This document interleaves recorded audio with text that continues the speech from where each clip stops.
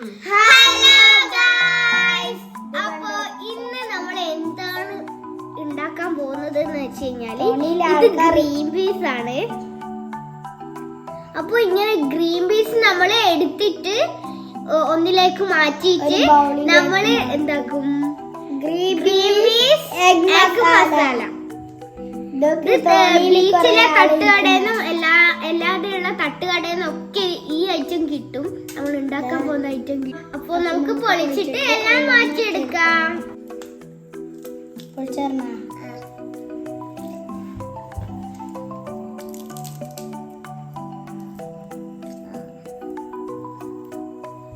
ഇത് പൊട്ടിക്കേണ്ട രീതി എന്ന് വെച്ച് കഴിഞ്ഞാല് ഇങ്ങനെ അമർത്തണം. ഇങ്ങനെ കിട്ടും. അന്നേരം ബാക്കി ഫുൾ ഇങ്ങനെ പൊളിച്ചിട്ട് ഇതിലേക്ക് ഇടും. ഞാൻ പൊട്ടിക്കട്ടെ.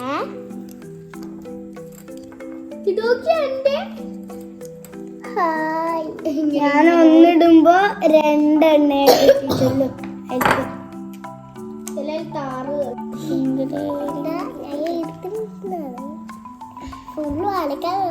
എവിടെയല്ലോ തോണിയിലെ ആൾക്കാരെല്ലാം നമ്മളെടുത്തിട്ട് ഇട്ടിടുന്നു. ഇതിന്റെ പ്രത്യേകത എന്ന് വെച്ച് കഴിഞ്ഞാല് അധിക നേരമൊന്നും വെള്ളത്തിൽ വെക്കണ്ട, അധികം മണിക്കൂറൊന്നും വെള്ളത്തിൽ വെക്കണ്ട. നമുക്ക് വെള്ളത്തിൽ വെക്കാണ്ട് തന്നെ ഉണ്ടാക്കാം. നമ്മളിത് ഇതുപോലെ ആക്കി എടുത്തിട്ടുണ്ട്. നമ്മൾ ഇതുപോലെ ആക്കി. ഇത് 1/2 കിലോ ഗ്രീൻ പീസ് ആണ്.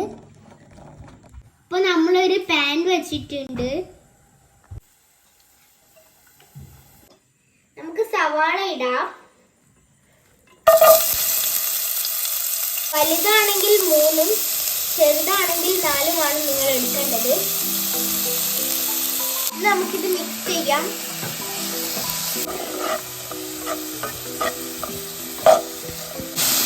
നല്ല ഹൈ ഫ്ലെയിമിൽ തന്നെ ഇട്ടോളൂ.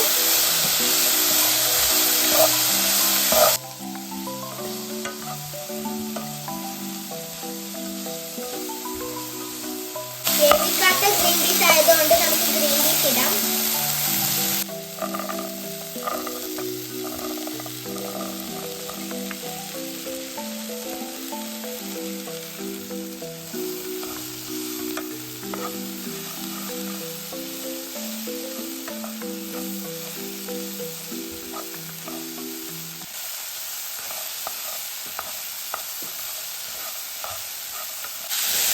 നമ്മൾക്ക് മഞ്ഞൾപ്പൊടി ഇടാം.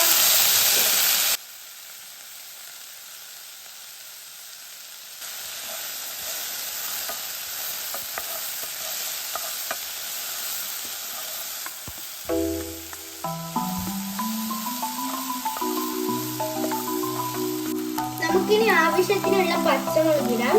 നമ്മൾ 4 എണ്ണമാണ് എടുത്തിട്ടുള്ളത്. പച്ചമുളകൊക്കെ ഓരോരുത്തരുടെയും എരിവിനനുസരിച്ചിട്ടുള്ളൂ. ഹൈ ഫ്ലെയിമിൽ തീയാക്കിക്കോളൂ.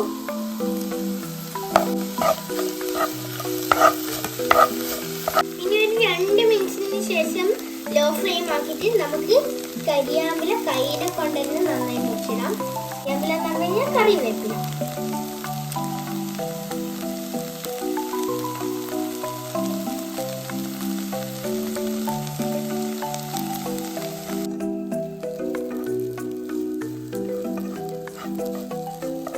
ഗ്രീൻ പീസ് വേവിച്ചിട്ട് ഉണ്ടാക്കുന്നുണ്ടെങ്കിൽ നിങ്ങൾ ഗ്രീൻ പീസ് ഈ ഒരു സ്റ്റേജിലാണ് എടുക്കേണ്ടത്.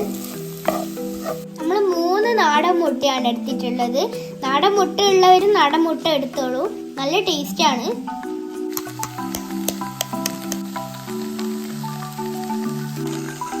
ഈ ഒരു സ്റ്റെപ്പ് നിങ്ങൾ സ്കിപ്പ് ചെയ്യരുത്. ഈ മുട്ടന്റെ മുകളിൽ തന്നെ നമ്മൾ കുരുമുളക് പൊടിയാണ് ഇടുന്നത്. പിന്നെ നമ്മൾ ഗരം മസാലയാണ് ഇടുന്നത്.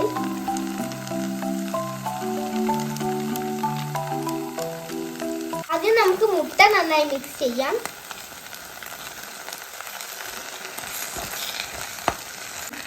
ഇനി തീ ഹൈ ഫ്ലെയിമിൽ ഇടാം. മിക്സ് ചെയ്തെടുക്കാം.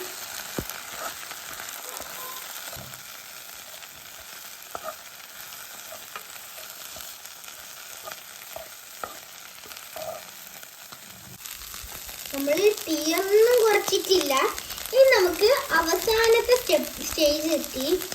നമുക്ക് ചെറുതായിട്ട് തന്നെ തക്കാളി ഇടാം. നമുക്കിത് കടിക്കാൻ കിട്ടണം, അതുകൊണ്ടാണ് ഇങ്ങനെ കുഞ്ഞായിട്ട് അരിയുന്നത്. ഇത് നമ്മൾ ചെറിയൊരു തക്കാളിയാണ് ഇടുന്നത്, ആവശ്യത്തിന് ഇട്ടാൽ മതി. ഇനി അടുത്തത് മല്ലിയിലയാണ് വേണ്ടത്. മല്ലിയില ഇപ്പൊ ഇവിടെ ഇല്ലാത്തതുകൊണ്ട് നമ്മൾ സ്പ്രിംഗ് ഓണിയൻ ഇട്ടിട്ടുണ്ട്. നന്നായി ഒന്ന് മിക്സ് ചെയ്യാം.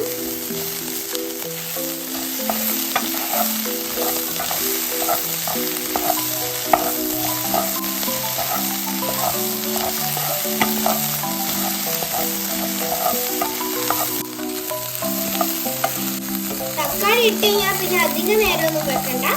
കുറച്ച് കഴിഞ്ഞാൽ നമുക്ക് തീ ഓഫ് ചെയ്യാം. തീ ഓഫ് ചെയ്തിട്ടുണ്ട്. അപ്പോൾ നമ്മുടെ സാധനം ഇവിടെ റെഡി ആയിട്ടുണ്ട്. നമ്മൾ അതിന്റെ മേലെ കുറച്ച് സവാളയൊക്കെ ഇട്ടിട്ടുണ്ട്. Masala green peas egg masala ഇവിടെ റെഡി ആയിട്ടുണ്ട്. ഇനി നമുക്ക് ടേസ്റ്റ് ചെയ്ത് നോക്കാം.